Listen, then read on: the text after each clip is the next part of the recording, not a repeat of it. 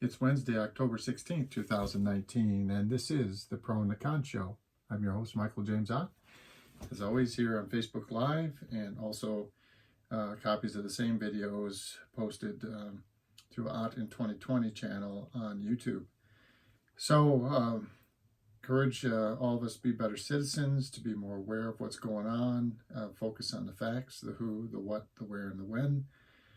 Try to avoid watching a lot of the these opinion panels and things that you'll see on various information channels. Notice I didn't say news because the news is just the who, the what, the where, and the when. And what you get on, Fox or CNN or whatever is very often a lot more than that, in that they fill up the 24 hours of the daily cycle with a whole lot of opinion. And of course, opinion means bias. So today, looking at the 5 websites, so Huffington Post, CNN, more left-leaning, NPR, Central, not too much biased, Fox News, right-leaning, and Breitbart. And so in the news today is this issue with Syria and Mr. Trump's seemingly unilateral, as in his own, just him, deciding that our troops need to abandon the Kurdish peoples there in Syria. And by virtue of doing this, it was obvious to everyone that Turkey, who has some strong dislike for the Kurds, would invade that area of Syria and attempt to brutalize the Kurds, which is exactly what happened as soon as the U.S. Troops pulled out. And but Mr. Trump did this anyway, and then today the Democrats, Chuck Schumer and Nancy Pelosi, were in with President Trump trying to talk about what to do about this new crisis that has been effectively created by Mr. Trump making the choice that he made. And of course, Huffington Post, being the left-leaning site that it is, Trump meltdown rages at Pelosi to her face. So this is the interesting thing, and the reason why I ask you, really request, strongly encourage you to look at different sources of information, so at least you can get a feel for how these people are treating this. So the left-leaning, more liberal website, like Huffington Post, in a big way, Trump meltdown. So the Mr. Schumer and Ms. Pelosi, right after this meeting, they had a press conference like immediately afterward, and talked to the press and told them that Mr. Trump had gone off the rails. And that the meeting had really not even started, and he just went crazy, basically. Which, again, as I've said, and I will continue to say, dementia. Okay, dementia. Mr. Trump is on the way to dementia, and it's not that he was ever tremendously stable, because he's a billionaire who has always been more plus or minus used to getting his way. So, he has anger issues and that kind of thing, is my understanding, because of the life that he's led up to this point. But now that there's serious challenges to, things that he says and does, and not just by even like the Republicans are of his own party are starting to really strongly question. There was a vote today taken in the House condemning this. Was, I think, a non-binding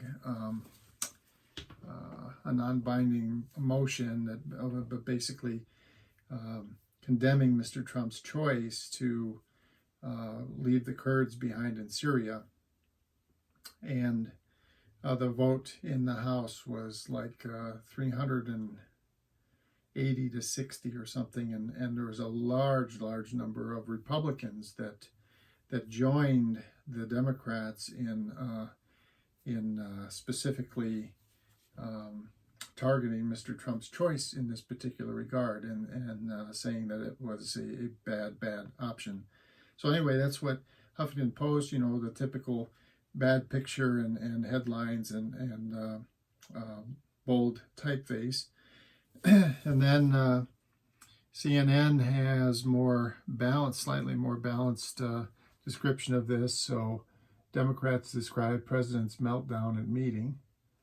Okay, and there's a lot of other news at the headline of CNN. So discussion about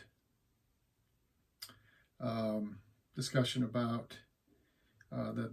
Democratic debate last night.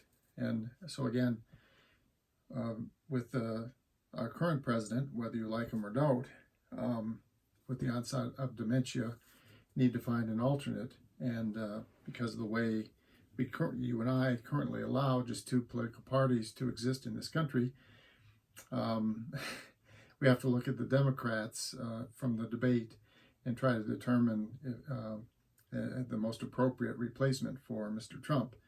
So NPR, now again, has generally much less biased reporting, and so Democrats say Trump had a meltdown in meeting on Syria. Lawmakers have widely criticized President Trump's decision to withdraw U.S. troops from areas of Syria, and a White House meeting on the topic devolved into name-calling, according to Nancy Pelosi and Chuck Schumer. Okay, so that's the report from NPR. Now, when we go to the more right-leaning information sources, now Fox News, for example, you can read the headline there. It says, Dems walk out of Syria meeting and claim Trump insulted Pelosi and ex-Pentagon boss Mattis. And then there's some other things in here, like Pelosi's strategy questioned after refusing authorization vote, an official authorization vote on the impeachment inquiry. That would be like the formal impeachment vote. She's not ready to do that yet, apparently. And also, the Russian military is now patrolling areas in Syria and Turkey where U.S. troops had withdrawn. And Kellyanne, so one of Mr. Trump's most ardent supporters, Kellyanne Conway, her husband is an ardent detractor of Mr. Trump. And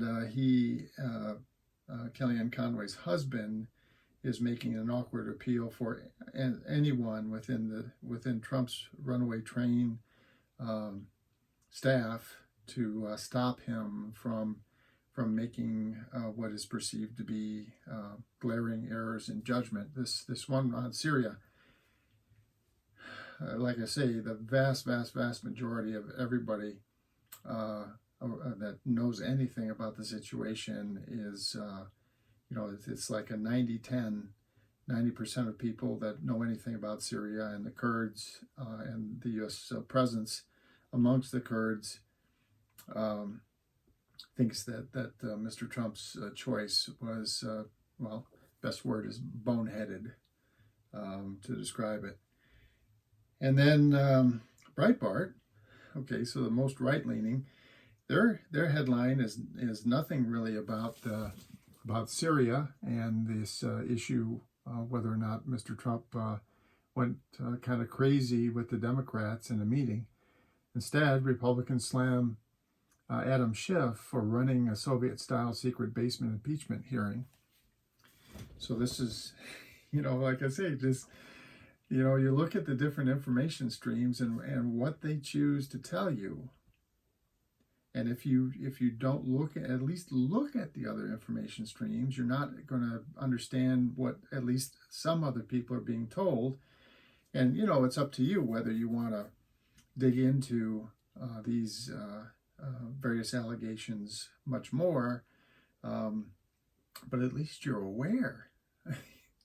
Please, do not be ignorant by choice. It's one thing totally different if you're ignorant not by choice, which happens, right? It happens to all of us.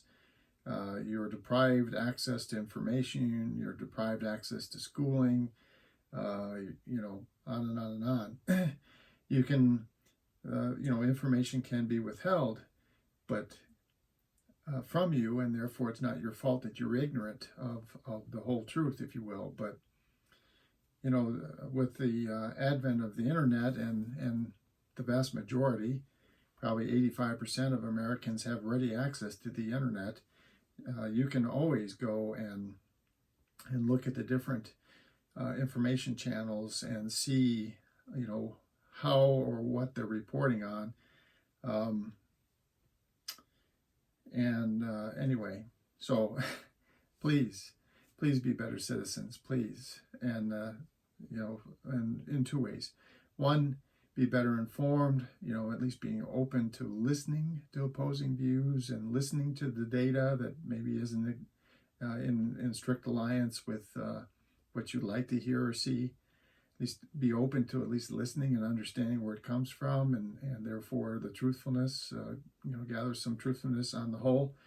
And the second thing, open your eyes and ears and mind and heart to the growing, mountain of evidence that Mr. Trump really is heading quickly into a state of dementia and needs to be removed from office. So the question is, who might replace him and when as President of the United States?